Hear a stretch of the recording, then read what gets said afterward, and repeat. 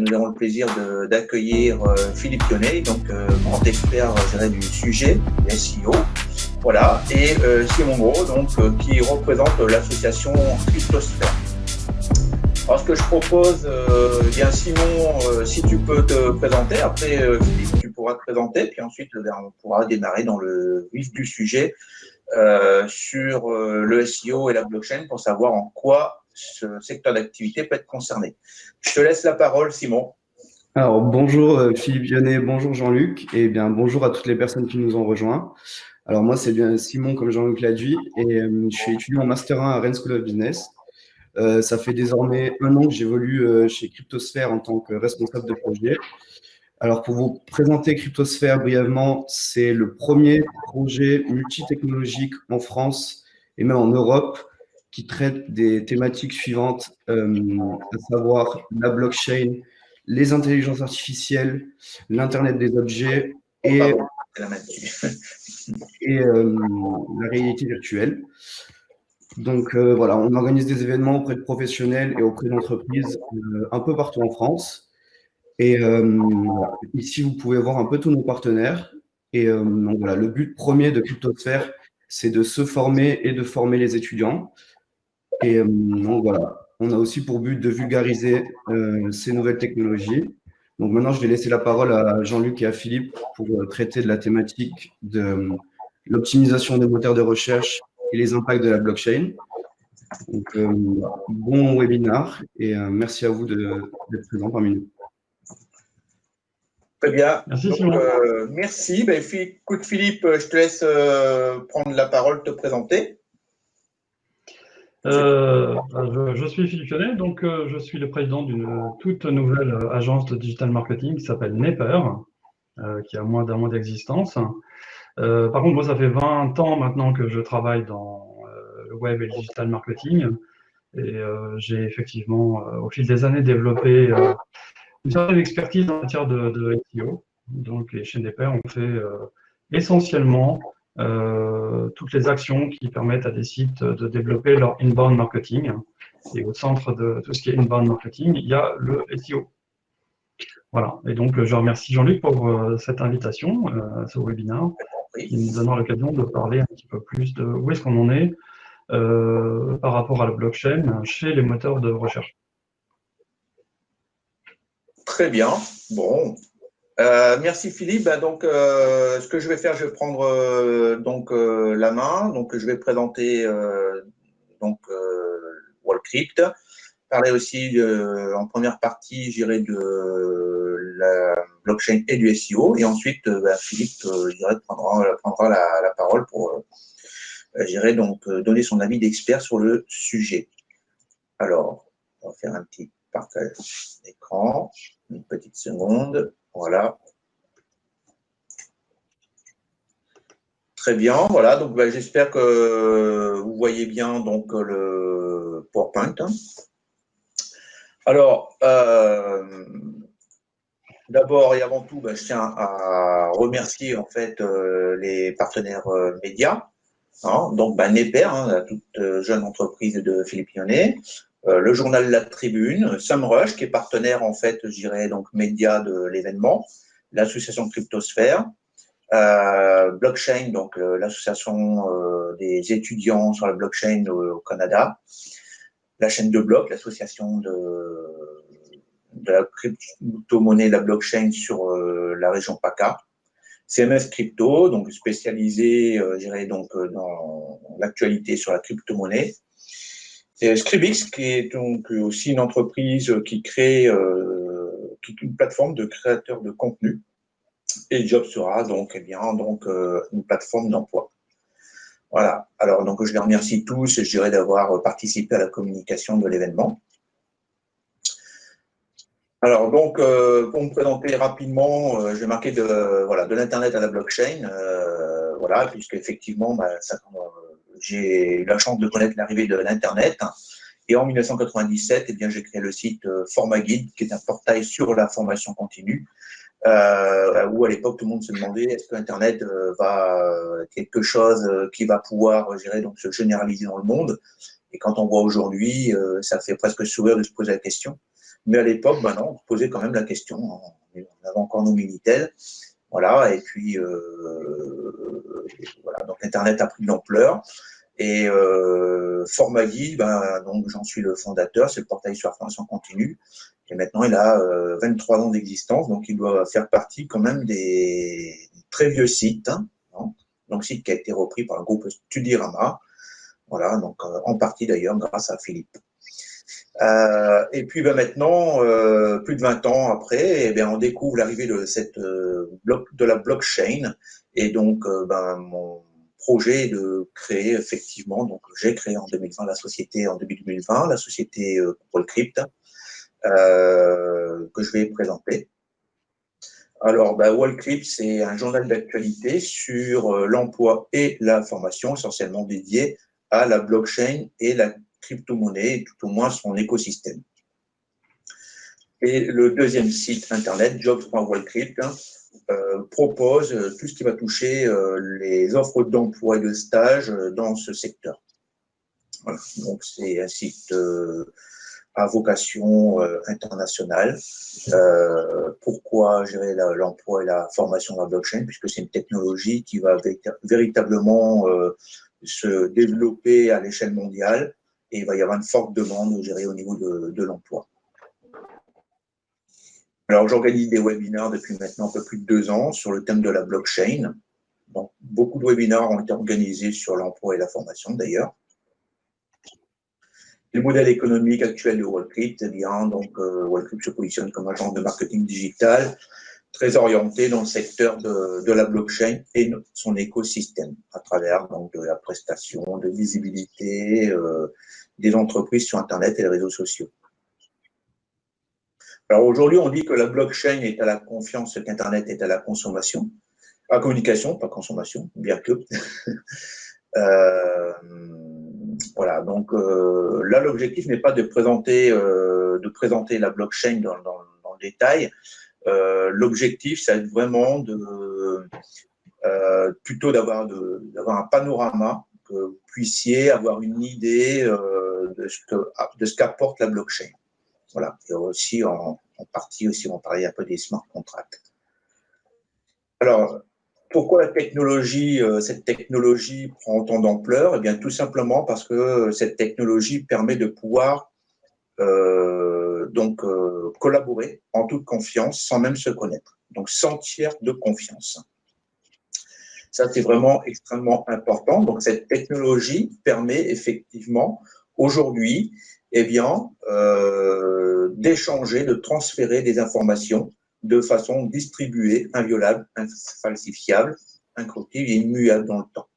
Alors, on n'a pas le temps et c'est pas l'objectif du sujet d'expliquer ce qu'est la blockchain. Par contre, vous pouvez aller sur la chaîne YouTube de Wallcrypt où j'ai sélectionné un ensemble, sur la playlist, un ensemble de vidéos en français qui sont très bien faites pour expliquer assez simplement ce qu'est la blockchain. Globalement, ce qu'il faut vraiment comprendre, c'est que la blockchain permet de pouvoir se passer de tiers de confiance. Voilà, c'est vraiment ça qui est important. Et voilà. Donc là, effectivement, il ne faut pas confondre crypto-monnaie et blockchain, puisque la crypto-monnaie, c'est finalement elle qui a boosté en fait la blockchain, puisque la crypto-monnaie s'appuie sur la technologie blockchain. Voilà, donc ça, c'est quand même, faut éviter effectivement cette confusion. Alors, j'ai mis en avant CoinMarketCap pour les personnes qui ne sont pas très au fait de la crypto-monnaie ou de la blockchain, pour avoir une idée de l'ampleur de cette technologie et aussi des crypto-monnaies, du nombre de crypto-monnaies qui existent actuellement dans le monde. Je pense qu'il doit y avoir, là, par exemple, CoinMarketCap a recensé pas loin de 7500 crypto-monnaies, plus aussi des plateformes d'exchange. Donc, ça veut dire qu'aujourd'hui, il doit y avoir en tout peut-être, on est en train de se rapprocher des 10 000 crypto-monnaies. Voilà. Bon, après, évidemment, vous avez les crypto-monnaies les plus importantes, comme le Bitcoin, le Bitcoin, Ethereum. Mais voilà, je vous invite à aller voir CoinMarketCap pour avoir une idée du marché. que représente la crypto-monnaie et la blockchain. Donc, comme je disais, la blockchain, eh c'est en fait une technologie. C'est une technologie qui est en pleine expansion à l'échelle mondiale. Et ce qu'il faut vraiment bien avoir à l'esprit, c'est que voilà, tous les secteurs sont concernés, tout le monde est intéressé par la blockchain. Donc, que ce soit donc là, par exemple, sur le site Tracking Mag, ils vont parler effectivement des montres de luxe, on va parler des couches, on va parler donc du secteur de l'automobile, comme Renault, qui va certifier la conformité des pièces des voitures. Hein. Donc Starbucks, IBM, qui est très très actif dans le secteur de la blockchain, qui propose des solutions. Voilà. Donc les vêtements, donc tous les secteurs, il faut bien savoir que tous les secteurs sont concernés. Tout simplement, pourquoi ils sont concernés? Eh bien parce que les industriels ont bien compris qu'ils pouvaient faire d'énormes économies avec la blockchain. Donc là, j'ai repris un article sur Forbes qui a identifié les 50 plus grandes entreprises qui s'intéressent à la blockchain. Donc là, donc les entreprises, il a identifié les entreprises, je dirais, de plus d'1 milliard. Donc évidemment, je ne vais pas lister les 50 entreprises. Par contre, par rapport au sujet, par rapport à la thématique, par rapport au fait qu'on parle de SEO, j'ai identifié voilà, les secteurs qui s'intéressent à la blockchain. On va parler de voilà, Amazon. Amazon, donc effectivement, est très impliqué dans le secteur de la blockchain. C'est pas spécifiquement un moteur de recherche pur, mais ils ont un service recherche et développement qui travaille sur la blockchain. Donc là, par exemple, il y a une application entre Amazon et Nestlé. Baidu, donc le moteur de recherche chinois, qui s'intéresse aussi voilà, à la blockchain, notamment les prêts pour les étudiants et plein d'autres choses. Facebook, voilà, forcément, tout le monde a entendu parler de la Libra, ça fait beaucoup parler du sujet. Voilà. Google, évidemment, Google s'intéresse à la blockchain, il faut le savoir.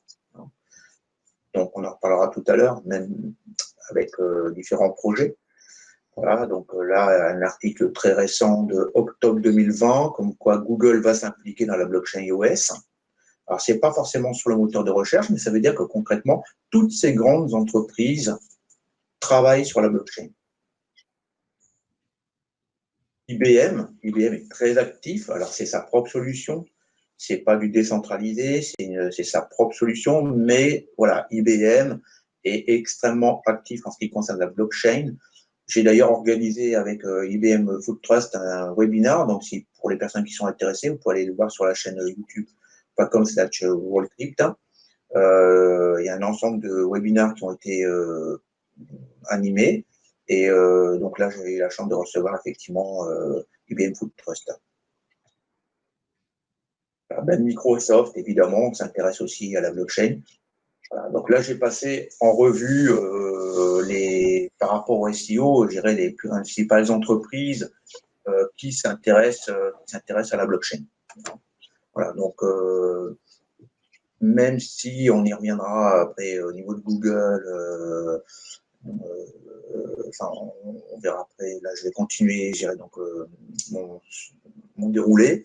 Alors, les 5 principaux cas d'utilisation de la blockchain. Voilà, ce qu'il faut savoir, c'est voilà les secteurs très très actifs qui fonctionnent déjà avec la blockchain.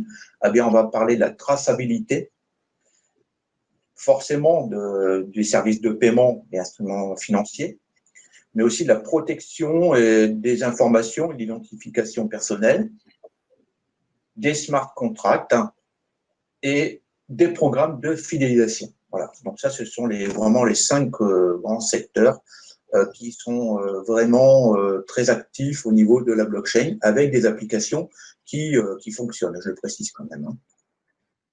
Par exemple, quelqu'un d'extrêmement actif au niveau de la blockchain, eh bien Carrefour. Il faut savoir qu'aujourd'hui, Carrefour a mis en place une traçabilité, je dirais, donc au niveau des producteurs, des fournisseurs de produits, qui fonctionne déjà très très bien. Donc ils ne vont pas forcément le dire, mais ils sont très actifs. L'Ordre des experts comptables a mis en place la technologie blockchain. Donc on peut retrouver à partir maintenant de tous les nouveaux diplômés, les diplômes sont mis en ligne sur la blockchain pour éviter la fraude au diplôme. Là aussi, si vous souhaitez en savoir plus, j'ai animé plusieurs webinaires sur le sujet. C'est assez impressionnant, la fraude au diplôme à l'échelle mondiale. Alors, les notaires, on parle toujours des notaires. Est-ce que c'est la mort des notaires avec l'arrivée de la blockchain? Pas du tout. Bien au contraire, les notaires prennent ça très, comment je dirais, donc pour eux, ça va être une opportunité, même à la limite. Et les notaires, effectivement, n'ont pas attendu, ont déjà mis en place, je dirais, la blockchain au niveau de leur service. Voilà. Donc là, c'est un petit clin d'œil à Kix, une société marseillaise, extrêmement actif au niveau de la blockchain, qui propose différentes solutions, notamment la certification de documents. Voilà, donc tout à l'heure, on parlait de Renault, là, on parle de programme de fidélisation. Donc, on va avoir BMW, BMW qui a lancé son programme de fidélisation. Donc là, je fais un panorama, mais j'aurais pu mettre énormément d'exemples. Donc, à chaque fois, je prends juste un exemple de grande entreprise. C'est vraiment pour que vous ayez à l'esprit que voilà, c'est pas une technologie qui doit faire ses preuves. Non, ça y est, c'est lancé, ça fonctionne. Les grandes entreprises sont déjà dessus depuis pas mal d'années et concrètement mettre en place des applications. Et la fidélisation fait partie.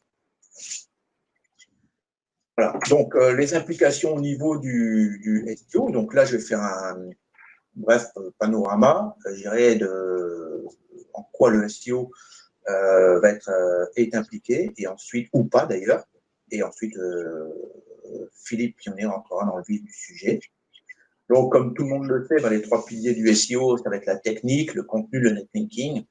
Voilà, ce sont les trois grands piliers. Il y a certainement d'autres choses, mais là, c'est vraiment donc, un site bien construit, un bon contenu et du netlinking. Voilà ce qu'il faut pour faire un bon SEO, un bon référencement. En ce qui concerne les moteurs de recherche, eh bien, les moteurs de recherche, Google, 90% de part de marché en Europe, YouTube pour la vidéo, Baidu, Baidu, on en a parlé tout à l'heure, on a vu Baidu est très actif aussi au niveau de la blockchain, Yandex pour les Russes, et puis Safari, Bing, voilà, Brave, les différents moteurs de recherche.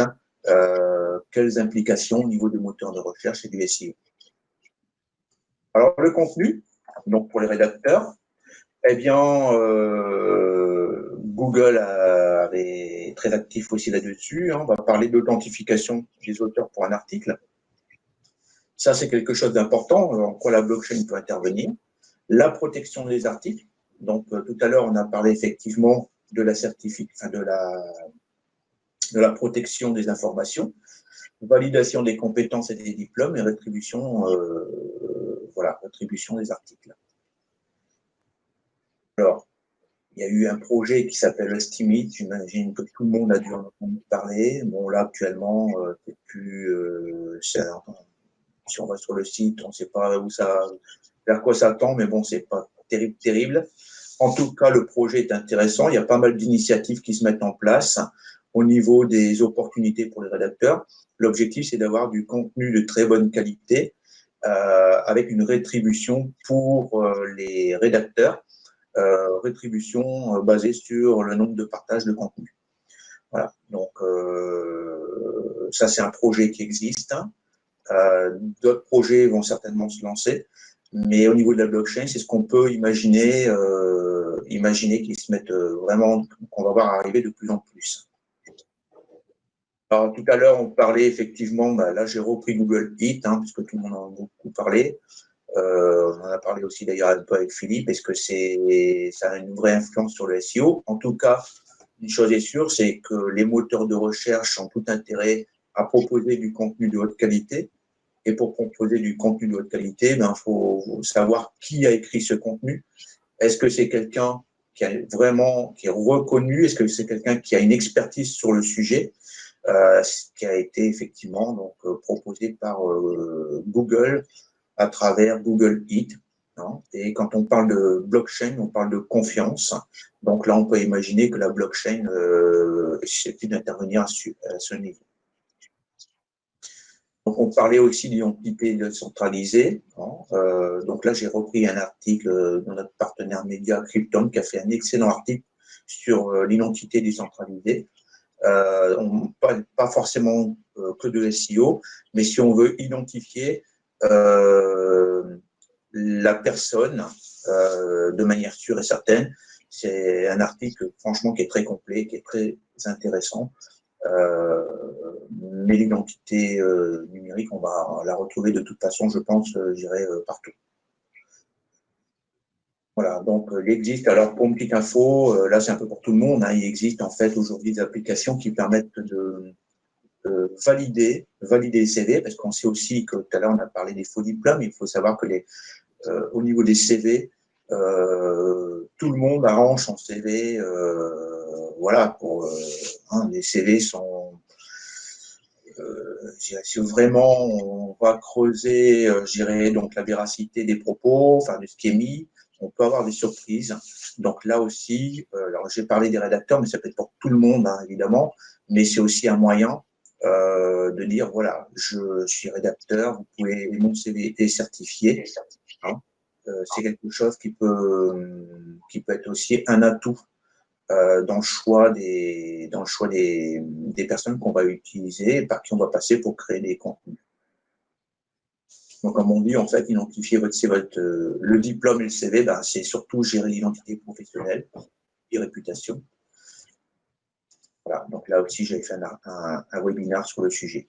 Donc, pour les rédacteurs, je les invite à aller voir les opportunités qu'il peut y avoir d'ailleurs au niveau des offres d'emploi sur les offres d'emploi et la blockchain. Alors, on parle de Brave, hein, donc je ne sais pas s'il y a des gens qui utilisent Brave. Donc là, c'est aussi une initiative qui a été mise en place pour pouvoir récompenser les créateurs de contenu. Alors Brave, c'est une très belle initiative, à savoir ce que ça va donner. Bien, il faudra voir dans le temps. Voilà. Donc, si c'est quelque chose qui prend de l'ampleur. Mais en tout cas, il existe une initiative et des initiatives de la sorte, tout comme Steamit, eh bien, on va en voir de plus en plus.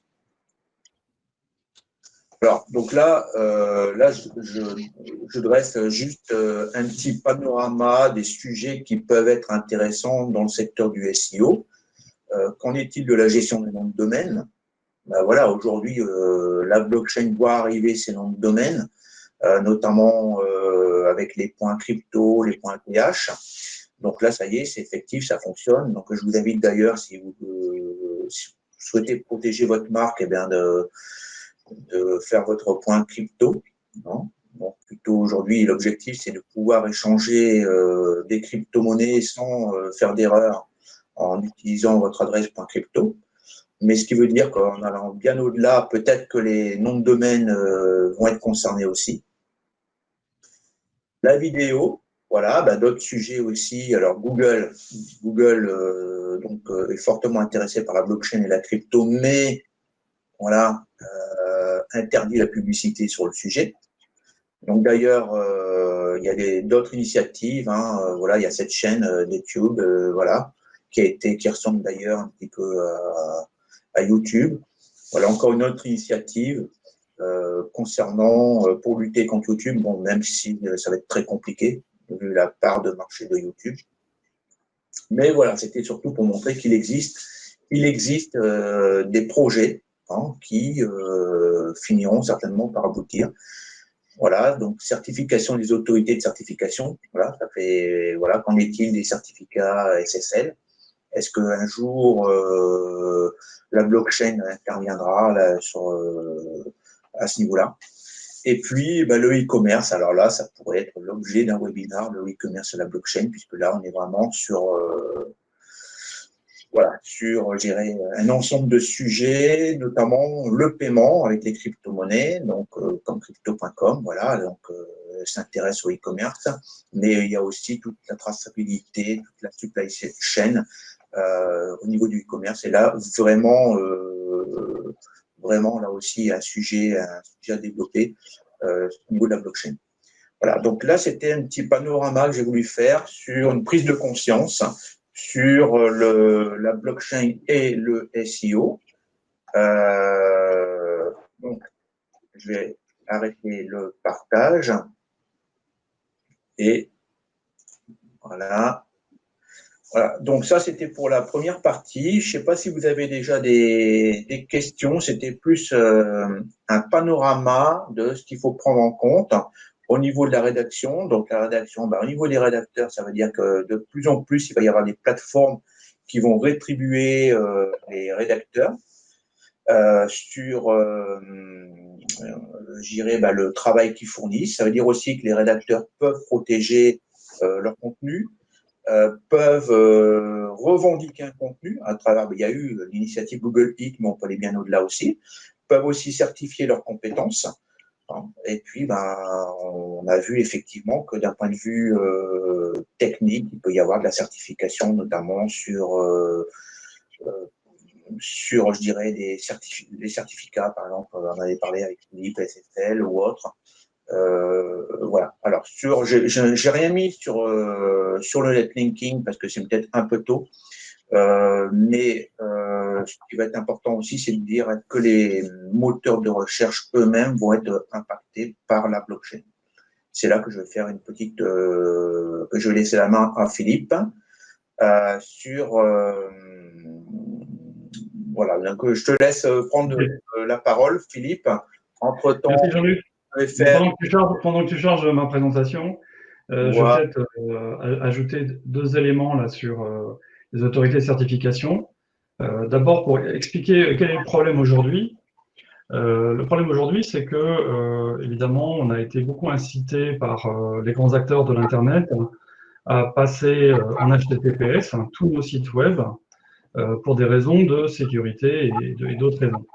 Le problème, c'est que les certificats sont aujourd'hui distribués par des autorités de certification centralisées et qui sont censées vérifier la réalité de l'entreprise qui est derrière le site web ou de la personne qui est à l'origine du site web. Donc, il y a un problème de vérification d'identité. Et on a différents niveaux de certificats, plus ou moins sérieux et distribués par des autorités de certification plus ou moins fiables. Et on a un vrai problème de fiabilité qui a, je dirais, engendré d'ailleurs de la part des gens qui font les navigateurs Internet et de la part des GAFA, des grosses campagnes ces derniers mois, ces 2 dernières années, pour essayer d'éradiquer des autorités de certification qui étaient, selon eux, pas dignes de confiance, ce qui est quand même un problème. Donc, si les gens qui distribuent les certificats SSL ne sont pas des autorités dignes de confiance, il y a un ver dans le fruit, donc il faut faire quelque chose. Donc, pour l'instant, on n'en est pas à envisager la bascule vers donc un système basé sur les technologies DLT ou la blockchain, mais à terme, ça peut être effectivement une solution alternative à la situation d'aujourd'hui, puisque là, il y a un véritable échec, on peut le dire, de l'exploitation de sociétés privées qui jouent le rôle d'autorité de certification. L'objectif, c'était effectivement de vous donner quelques informations sur où est-ce qu'on en était de l'utilisation de la blockchain dans les moteurs de recherche. Et évidemment, lorsque j'ai l'occasion de parler de ça autour de moi, tous les gens me disent, mais déjà, est-ce qu'il y a un rapport entre le SEO et la blockchain? Alors, sur le slide suivant, on va voir que la réponse est clairement non, il n'y a pas de rapport, puisque aujourd'hui, il n'y a pas du tout d'utilisation des technologies blockchain dans l'algorithme de Google. Donc, ce qui veut dire que, effectivement, le fait d'exploiter des technologies DLT, technologies blockchain, n'apporte absolument aucun gain en termes de SEO aujourd'hui. Alors, c'est vrai aujourd'hui, mais est-ce que ce sera encore le cas demain? Alors, par contre, il y a une chose qui est donc intéressante à signaler en matière de SEO et de blockchain, c'est le fait que Google a tendance, ces derniers temps, à traiter de manière assez particulière tous les sites qui parlent de crypto-monnaie. Alors là, on est sur un sous-univers de tout ce qui est fait à partir de la blockchain, mais c'est important à savoir parce que, évidemment, là, dans les gens qui nous suivent, il y a beaucoup de gens qui ont besoin de communiquer sur ces sujets-là. Et donc, sachez que Google apporte une attention tout à fait particulière à tous les sites qui parlent de finance en général. Leur objectif, c'est d'empêcher de figurer en tête des résultats des sites dont les informations ne leur semblent pas fiables. Et là-dessus, on a vu clairement, lors de 2 mises à jour qui ont eu lieu en mai 2020 et en juin 2020, toute une série de sites parlant de crypto-monnaies qui ont disparu de la tête des résultats de Google sur toute une série de requêtes. Alors ça vient du fait que lorsqu'on est un site email, ça veut dire Your Money, Your Life, eh bien, on est soumis à une attention particulière de la part des algorithmes de Google et de la part des quality raters, donc c'est les gens qui en fait vérifient en permanence que l'algorithme fournit bien des résultats de qualité. Et donc, lorsqu'on va lire donc un ouvrage qui s'appelle Search Quality Evaluation Guidelines, on a beaucoup d'informations sur la manière dont ces sites sont analysés pour en déterminer la qualité. Et on arrive à mieux comprendre en fait pourquoi certains sites de crypto-monnaies qui donnaient des informations considérées comme non fiables, voire de la désinformation, ont disparu des radars. Après, les algorithmes de Google sont loin d'être des algorithmes parfaits, et dans ces cas-là, les filtres qui sont écrits pour tenir compte de ces critères email sont parfois capables de se tromper et de faire disparaître de la tête des résultats des sites qui avaient une certaine légitimité pour y apparaître. Donc c'est un phénomène qui a eu lieu également côté YouTube, où donc on a vu l'algorithme de YouTube entraîner la démonétisation ou donc le déréférencement, on peut dire, d'un certain nombre de chaînes consacrées aux crypto-monnaies. Donc soyez très vigilants là-dessus. Ça veut dire que concrètement, si votre site n'est pas parfait d'un point de vue qualité, vous risquez en fait d'être pris dans ces filtres particuliers qui surveillent les requêtes qui sont liées aux informations financières. Alors, entre parenthèses, Your Money, Your Life, ça a trait aussi au site de santé. Donc, en ce moment, évidemment, avec la période de Covid, c'est quelque chose d'intéressant. Alors, ensuite, est-ce que ça veut dire que Google n'utilise pas la blockchain du tout? Alors, en fait, est-ce que Google utilise la blockchain dans son algo? On a dit la réponse est non. Par contre, Google s'intéresse énormément aux technologies blockchain ces derniers temps.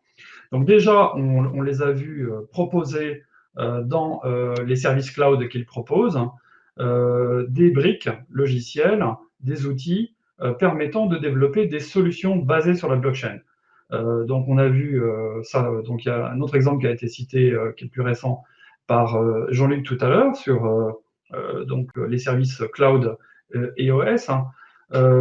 On voit que tout ce qui est BigQuery est capable de fouiller en fait dans les données Ethereum. Donc là, c'est un outil qui permet de chercher dans les registres de la chaîne de blocs et d'en tirer des informations. Et ça, c'est quelque chose qui est disponible dans les services cloud de Google. Donc il y a eu toute une série comme ça de services qui ont été ajoutés par Google à ces services cloud et qui sont des services destinés aux gens qui veulent monter des solutions blockchain. Donc le dernier accord en date, c'est l'accord entre Hedera et Google Cloud. Et c'est quelque chose qui n'est pas propre à Google, puisque tous les GAFA, en fait, aujourd'hui, Jean-Luc l'a bien dit, s'intéressent en fait à la blockchain et proposent des services autour de la blockchain.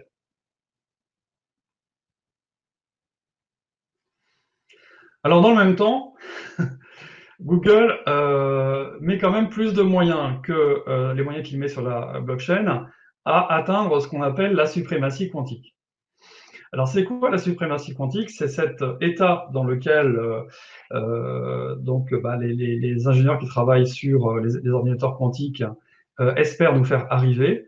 Une situation donc dans laquelle les ordinateurs quantiques deviennent plus performants que les ordinateurs classiques. Alors, ce n'est pas quelque chose qui va arriver tout à fait demain, puisqu'on nous avait fait il y a 2-3 ans une prédiction qu'à partir de 50 qubits, on aurait en fait atteint cette suprématie quantique. En fait, on a dépassé le stade des 50 qubits déjà depuis donc quelques mois, depuis une bonne année. Google a annoncé en plus récemment qu'ils avaient atteint cette suprématie quantique avec des ordinateurs qui tournent aux alentours de 80 qubits. Mais en réalité, IBM a réussi très facilement à démontrer que les prétentions de Google étaient fausses et qu'on n'avait pas encore atteint la suprématie quantique puisque leur ordinateur chez IBM arrive à faire strictement la même chose avec une architecture classique. Alors pourquoi je cite ça? C'est parce que tout simplement, toutes ces technologies blockchain reposent évidemment sur de la cryptographie et qu'à partir du moment où on a des ordinateurs quantiques qui peuvent casser certains aspects en cryptographie, eh bien ça rend, je dirais, la technologie blockchain évidemment un peu moins intéressante. Donc il y a quand même une espèce de lutte entre le bouclier et l'épée, là sur tout ce qui est crypto, et qui peut être très influencé par l'avancement des technologies quantiques. Tant que ces technologies ne fonctionnent pas, on est certain qu'on peut protéger facilement les données avec de la cryptographie. Quand elles seront effectivement en phase de suprématie quantique, les choses peuvent être un petit peu différentes et ça peut freiner l'adoption. Voilà, alors maintenant, ça c'était la situation aujourd'hui. Mais quelle va être la situation demain? Eh bien, déjà, ce que l'on peut dire, c'est qu'on voit naître des moteurs de recherche qui sont basés sur la blockchain.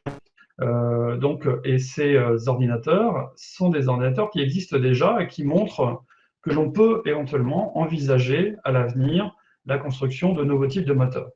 Alors, c'est quoi exactement ces moteurs de recherche?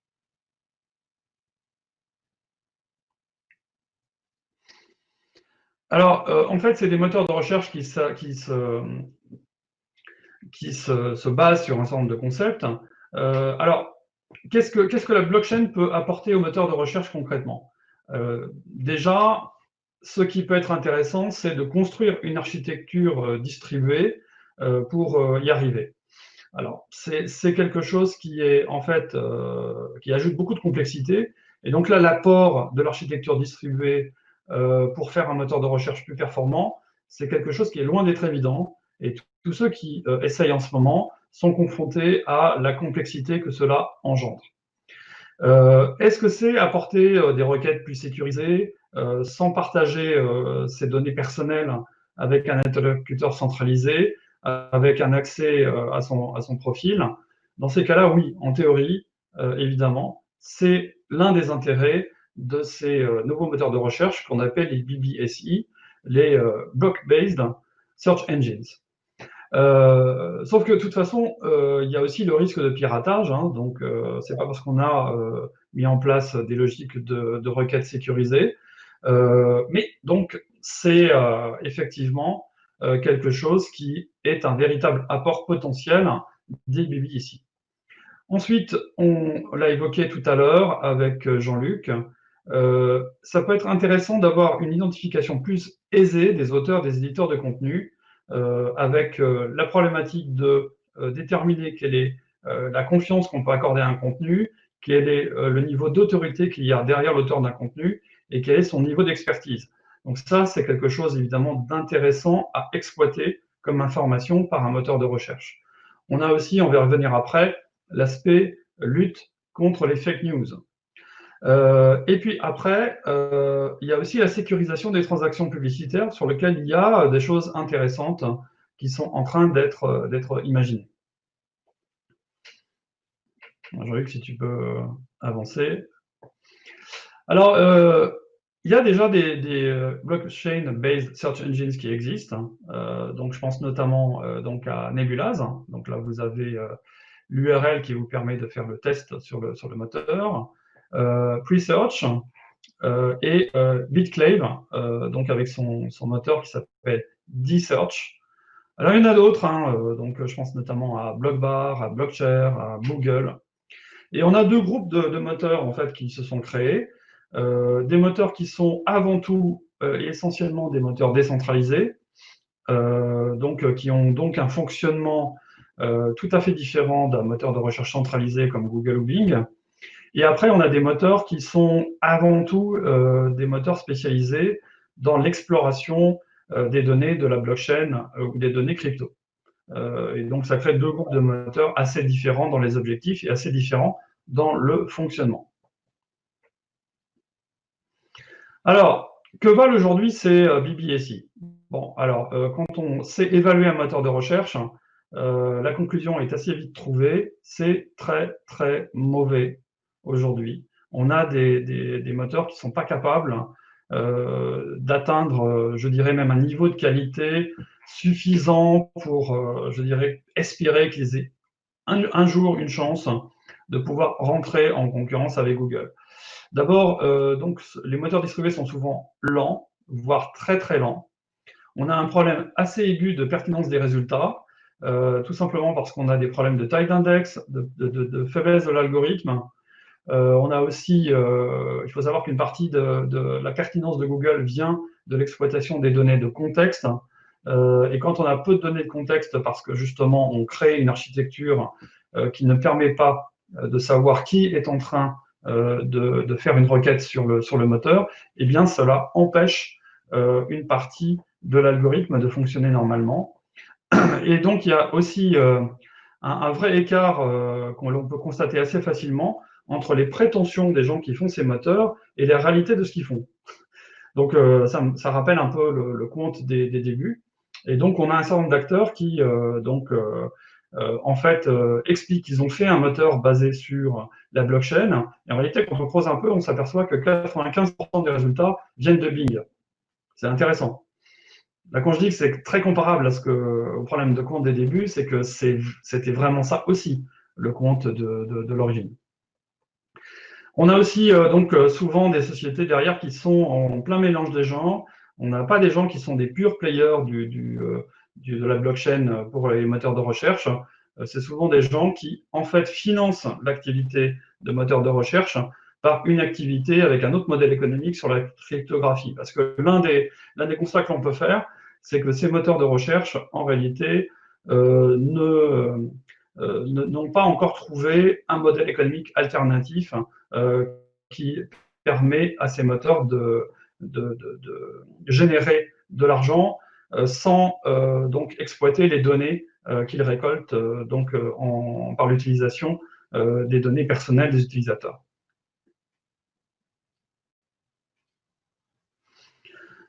Alors du coup, ce qu'on peut dire, c'est que les BBC actuels n'ont strictement aucun avenir.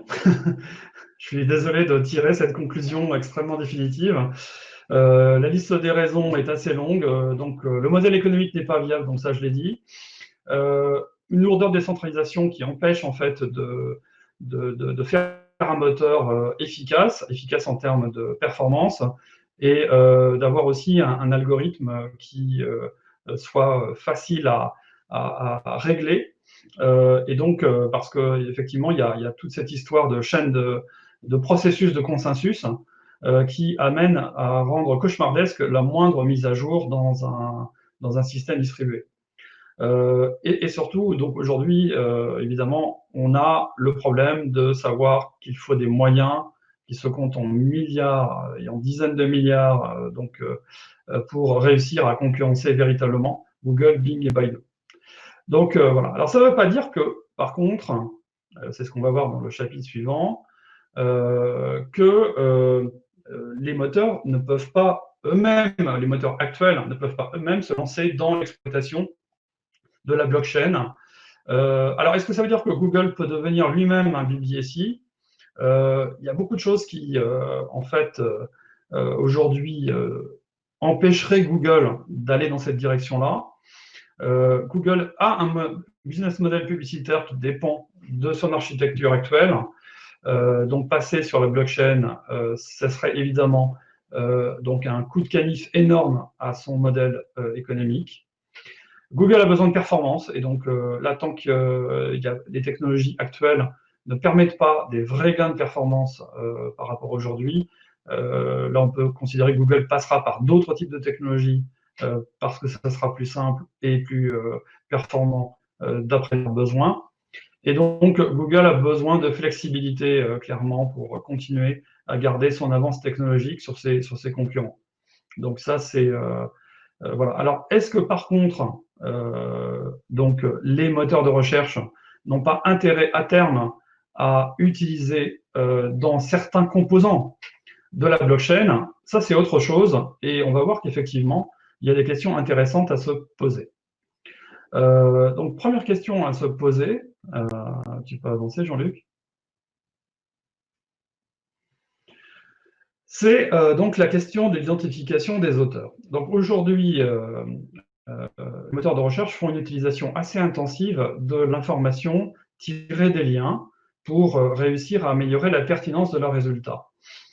Par contre, il y a des limites à ça, c'est que en fait, pour améliorer encore la qualité de la pertinence des résultats, il faudrait identifier clairement qui est derrière un contenu, que ce soit l'éditeur, le publisher, ou que ce soit l'auteur.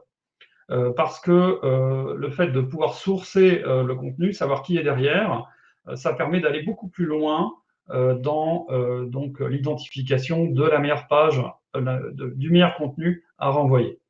Et ça, c'est l'idée de Loserrank, qui était une vieille idée des gens qui fabriquent des moteurs de recherche, qui consiste à pouvoir scorer les contenus en fonction de l'autorité, du trust ou de la fiabilité de l'auteur et qui est le producteur de contenu. Donc l'objectif numéro 1, c'est d'améliorer la pertinence. Et il y a aussi autre chose aujourd'hui que ça permettrait, ça serait de lutter contre les fake news. C'est-à-dire que lorsque l'on sait exactement qui est l'auteur de quelque chose et qu'on sait le scorer, on peut évidemment plus facilement se dire, OK, là j'ai affaire à quelqu'un dont le score de confiance et dont le score d'autorité est faible, l'information qu'il diffuse est peut-être une fake news et donc je ne la mets pas en tête des résultats. Google ne sait pas le faire aujourd'hui. Il travaille à la main, il travaille, je dirais, avec différentes sources d'informations leur permettant d'identifier les fake news. C'est très imparfait et ils reçoivent une pression de plus en plus forte, notamment en période d'élection américaine, pour se débarrasser des fake news. Donc là, on est sur quelque chose qui est un objectif de la part des moteurs de recherche depuis maintenant environ une dizaine d'années.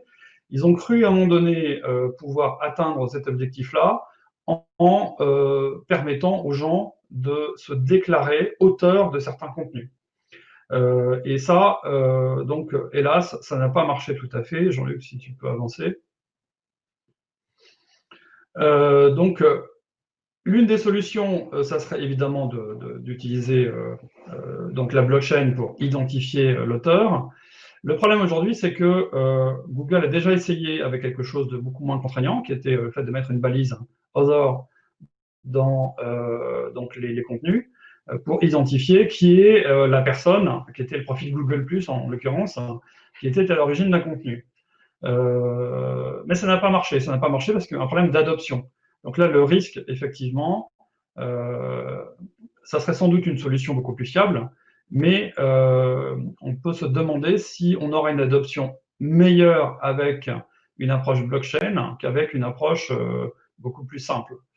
Donc là, il y a un standard à imposer et ce standard dépasse en fait complètement ce que Google peut réaliser, influencer. Il faudrait qu'il y ait une espèce de phénomène général de passer en fait à la technologie blockchain pour ce genre de choses. Alors, c'est pas du tout inenvisageable, hein, mais aujourd'hui, on en est vraiment au balbutiement de ces idées-là et pas du tout dans un début d'adoption. Et effectivement, ce qu'on peut prédire, c'est que Google continuant à chercher dans cette direction, dans un premier temps, ils vont passer par des solutions plus simples, plus accessibles, et peut-être passer donc à quelque chose d'autre lorsque la technologie aura donc pris, disons, un petit peu plus d'ampleur, sera un petit peu plus adoptée. Donc voilà, donc première possibilité, c'est donc utiliser la blockchain pour identifier qui est derrière l'auteur d'un contenu pour améliorer l'algorithme. Alors il y a d'autres possibilités. Jean-Luc, si tu peux avancer. C'est aussi d'utiliser donc la blockchain pour savoir qui est est-ce qu'un contenu est un original ou une copie. Bon, c'est assez drôle, hein, depuis des années, Google prétend à qui veut bien entendre qu'ils sont très très bons dans l'identification des originaux par rapport aux copies et qu'ils se trompent donc assez peu là-dessus. En réalité, donc on voit au quotidien que il existe de nombreux cas dans lesquels les copies arrivent à se positionner avant les originaux, et donc c'est un véritable problème.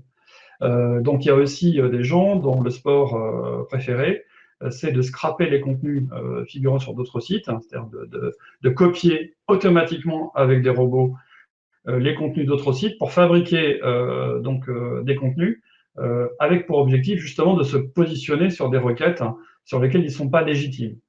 Alors, évidemment, le fait de pouvoir utiliser la blockchain comme une enveloppe solo qui permet de distinguer quel est le contenu original par rapport au contenu copié pourrait être une réponse claire, nette et définitive à ce type de problème à partir du moment où on a une adoption suffisante et à partir du moment où Google déciderait de l'exploiter plutôt qu'autre chose. Mais là, il faudrait effectivement qu'on ait une adoption forte de la blockchain pour identifier les contenus. On en est une fois de plus au début, et donc ça, c'est quelque chose qui risque de ne pas apparaître avant un certain nombre d'années. Autre cas intéressant, c'est le problème des DMCA disputes. Donc, si vous avez ce genre de problème, c'est-à-dire si on vous a volé du contenu et que quelqu'un l'exploite de manière éhontée sur Internet, vous pouvez avoir recours aux organismes américains, notamment ceux qui fonctionnent dans le cadre de la DMCA. Et le problème, c'est d'arriver à prouver qu'on est bien en réalité la victime et pas le copieur. Et évidemment, là, pour l'instant, les manières de montrer des preuves sont tout sauf convaincantes et on aboutit parfois à des blocages parce qu'on n'arrive pas en fait à prouver que ces contenus vous appartiennent véritablement. Et évidemment, la blockchain pourrait fournir des solutions radicales à ce problème. Alors le problème, c'est qu'aujourd'hui, c'est pas reconnu par les autorités qui vérifient les DMCA disputes.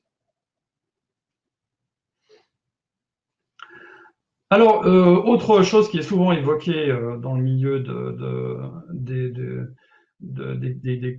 la crypto et des gens qui s'intéressent à la blockchain, j'ai souvent des articles expliquer que la blockchain pouvait résoudre le problème du spam et du link spam en identifiant mieux justement qui est derrière les liens, les pages et un site.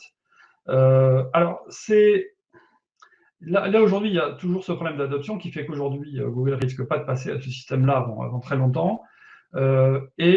Surtout, ce qu'apporterait la blockchain, c'est une solution qui permettrait d'identifier de manière très très fiable, dans 100% des cas, si on a affaire à du spam ou non. Bon, le problème, c'est que les moteurs se fichent en fait d'atteindre 100% d'identification du web spam ou du link spam. Donc, ils veulent juste en éliminer une très très forte proportion. Et donc, aujourd'hui, les algorithmes permettent de le faire. Donc, voilà, c'est pas vraiment l'heure du jour. Alors, Jean-Luc a évoqué l'aspect certificat.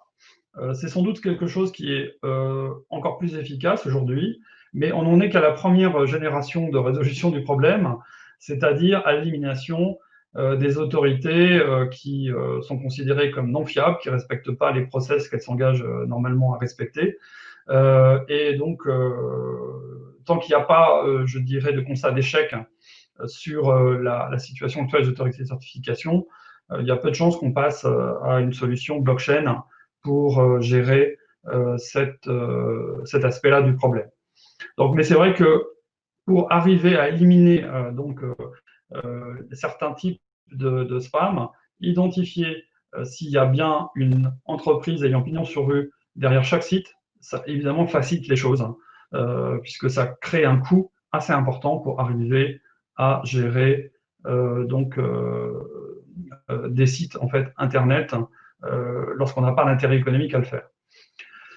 Alors, dernier sujet sur lequel les moteurs peuvent s'intéresser à la blockchain, c'est la problématique de la lutte contre la fraude au clic et l'amélioration de la fiabilité de tout ce qui est tracking des éléments publicitaires. Donc là, on est en train de toucher à quelque chose qui attaque au cœur le modèle économique des GAFA, notamment de Google, puisqu'il y a une proportion assez considérable des clics qui sont pris en compte dans les outils, qui sont en fait des clics manipulés, qui sont des clics de robots. Et dans certains cas, on peut atteindre des scores donc de taux à 2 chiffres, de taux de clics manipulés, c'est énorme. Donc ça veut dire que on parle de milliards de dollars là de clics qui sont payés par des annonceurs, alors qu'en réalité, les publicités ne sont vues par personne d'autre que des robots.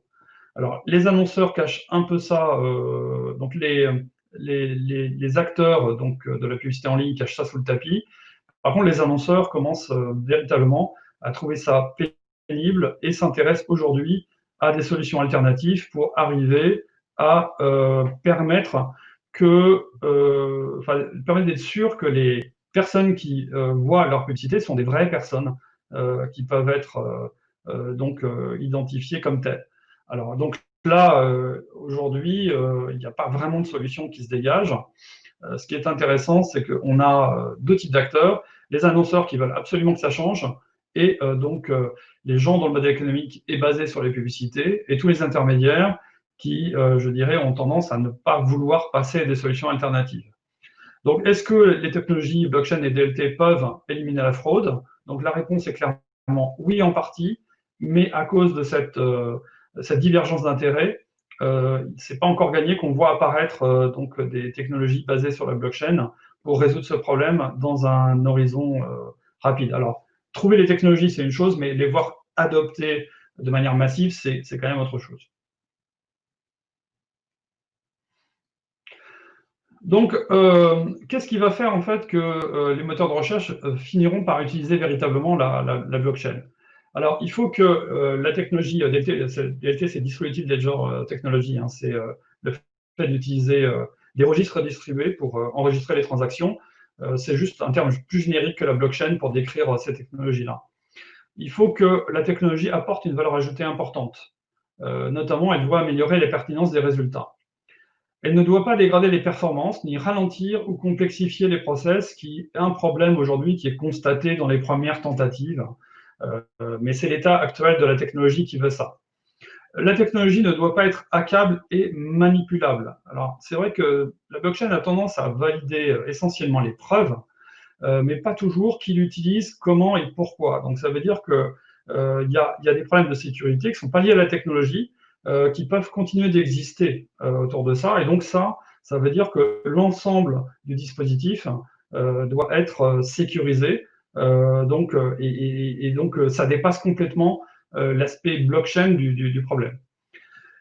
Elle doit pouvoir s'intégrer donc dans un moteur dont le modèle économique est compatible avec un fonctionnement décentralisé. Donc là, le problème, c'est quoi le modèle économique d'un BBSI demain?